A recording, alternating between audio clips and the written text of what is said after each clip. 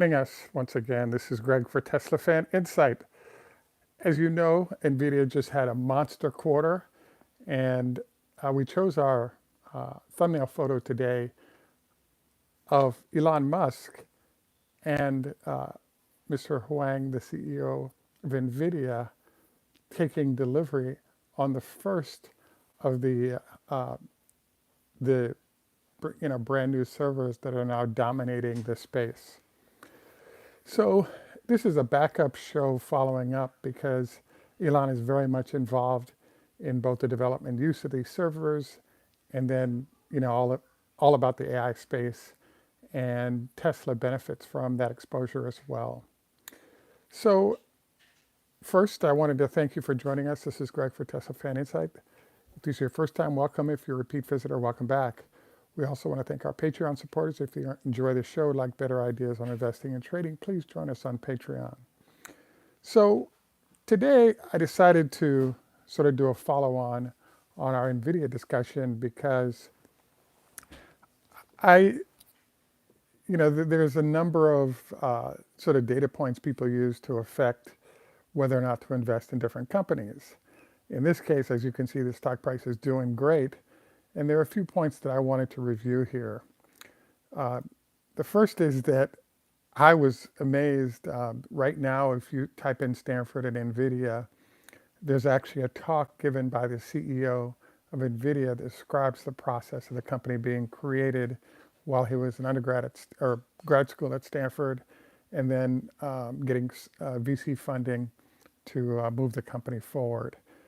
What he pointed out was that after graduation and he was ready to start the process of building the company, the venture capitalists funded him. And it was interesting because obviously he was carefully vetted by the faculty of Stanford and then, the folks at the VC firm as they went to market with him. But I was kind of impressed because his parents actually asked him, "Are you planning on getting a job?" So as you can see now, he didn't get a job, but what he had going kind of worked out pretty well. So the second thing is that there's a war that's been going on for years and years, and it's called a GPU versus a CPU. So GPU stands for is a graphical operating unit, whereas CPUs tend to be cheaper, and that CPU structure is pretty much the dominant form currently. What's going on in the future? Well, we expect that, as you can see from the folks at Nvidia, that things are going to change pretty dramatically.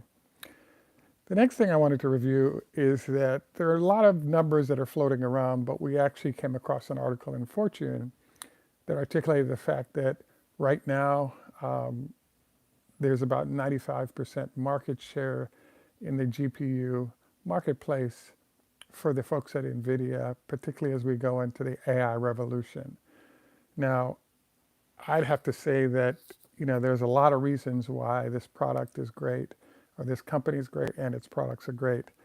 The biggest sort of niche market I see out there that I think is pretty important is the fact that the strength of these computers is such that you can actually show these machines the outcome you'd like, and they'll go backwards to build a software to deliver that.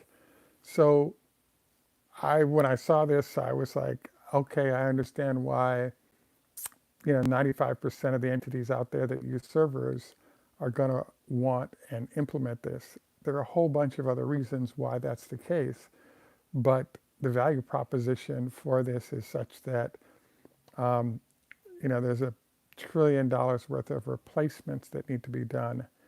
And right now, they've got 95% of that business. Hence, they can discuss tripling revenue and profit without any issues. So will they do it? I think the answer is highly likely. Obviously, all those competitors are getting wiped out, like HP or Oracle or you name them, Hawaii. All those firms are not going to go down without a fight. So therefore, we expect them to show up strong and put their all resources to work. So one of the things that sort of links Tesla and Nvidia here is a concept that's called barriers to entry. So a huge portion of the Nvidia market cap right now is related to barriers to entry. So now, if we look at Tesla, you'll notice that few, if any, companies in Silicon Valley have chosen to go down the path of autos. And part of the reason for that is well-entrenched, well-funded entities that can enter their businesses and destroy that business. So you're kind of seeing that currently in terms of what's going on in electric vehicles and the Chinese ability to enter that space. Now, in the case of Nvidia, absolutely there will be competitors that show up, but we're in that 3 to 5 year range of how long it's going to take for other firms to enter the space they're operating in. In the meantime, the large firms that deploy these servers have a huge incentive to switch from a whole host of angles. Amount of space consumed by the servers.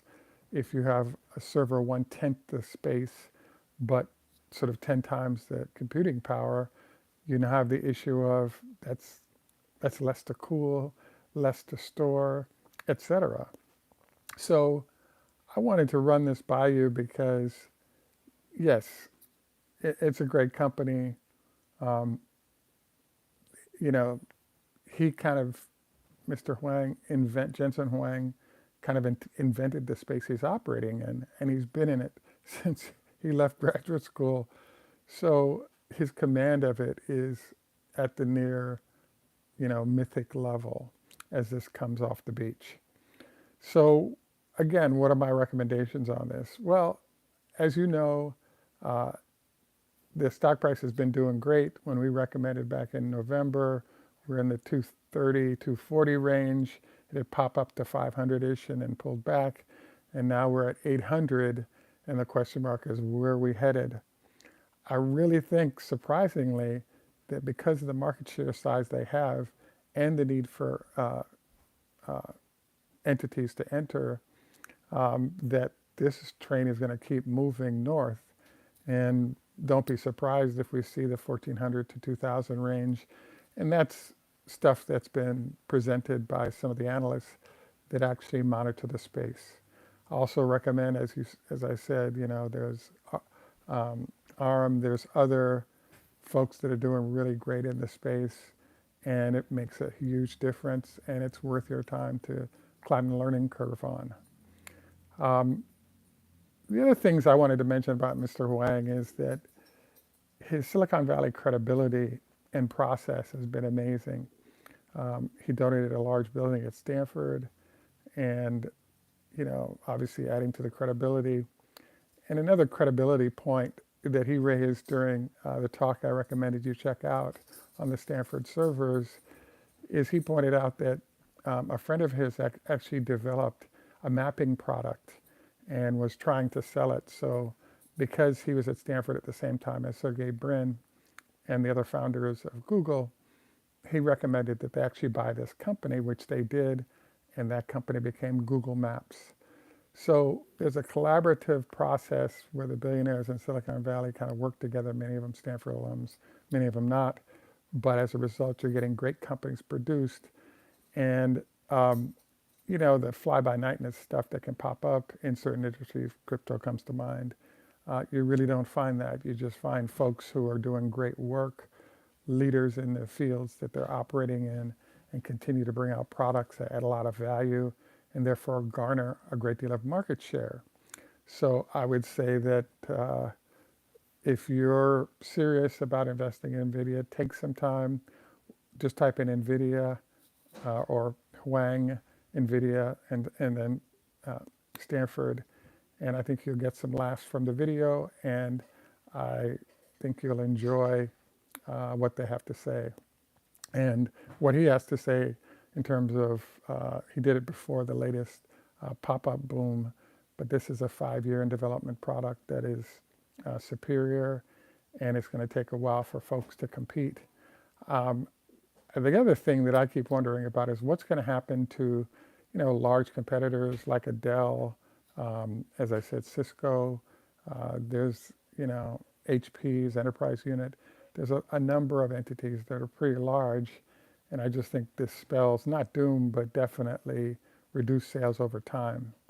The one fly in the ointment that I think is out there, but from the discussion that he's having post earnings, is sort of finding manufacturing space. A lot of companies like this actually design the chips, and originally I thought they would just rely on the relationship with TSMC to produce the chips that they'd made. It turns out that they actually have a Korean manufacturer that they combine with as well as another way to get production done. And because everyone's trying to find fab space, I thought that they would have problems continuing to grow at this pace because of the limited space available. But for those who are good at what they do, and this product has been around, or at least around, but not at this level of screaming, getting into customers' hands successfully, a lot of stuff is planned in advance and then implemented. And it seems like he's got that wired as well. So we look forward to keeping you abreast of what's going on with this, as well as the Tesla relationship. And congrats if you've made some money, and we hope you make some more. Finally, we wanted to do our usual health tips. It's late in the day, but I'm going to go ahead and do the 25 leg lifts we discussed, as well as some biking to get the 20 minutes of walking in by default. But also wanted to encourage you to consider perhaps yoga once a month, or once or twice a month as well. At any rate, this is Greg for Teslafaninsight. Thanks once again for joining us. Tschüss, au revoir, lahitro, hoda, hafez, ni hao ma, namaste, arrivederci. And in Jamaica, we say, no respect, walk, good man. Thanks for joining us. Have a great day, and bye for now.